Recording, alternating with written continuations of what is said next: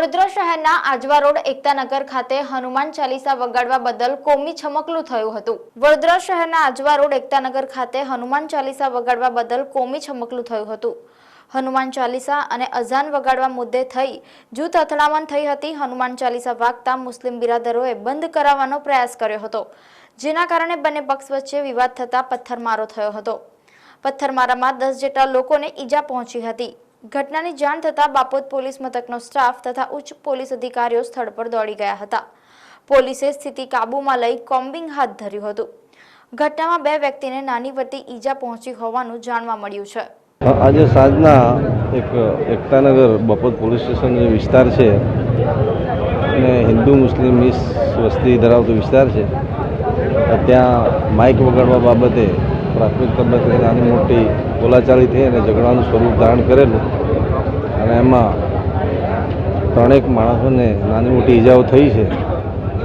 આ અંગેની કાયદેસરની ફરિયાદ અંગેની કાર્યવાહી બાપોદ પોલીસ સ્ટેશનમાં ચાલુ છે।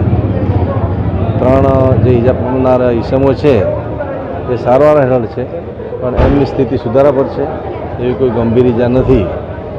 પરંતુ આજે ઈજા પામનાર છે એ 3 પૈકી 1 મુસ્લિમ છે અને 2 હિન્દુ છે અને સંગઠન તરફથી કાર્યકરો એમને જોવા માટે અહીંયા આવેલા, પણ અત્યારે હાલ એકતાનગર ખાતે અને સિવિલ હોસ્પિટલ ખાતે પણ શાંતિ છે અને કોઈ પ્રત્યાઘાત નથી। હા, જે બનાવ બને છે એ બાબતે તપાસના માધ્યમથી અમે કાલે તપાસમાં જુદા જુદી જગ્યાએ ઉપલબ્ધ વિડીયો ફૂટેજ, બીજા અન્ય પુરાવાઓ, આઈ વિટનેસ એ અંગેની તમામ તપાસ કરીશું અને તપાસનો વિષય છે। તપાસ અત્યારે હજી પ્રાથમિક તબક્કામાં છે।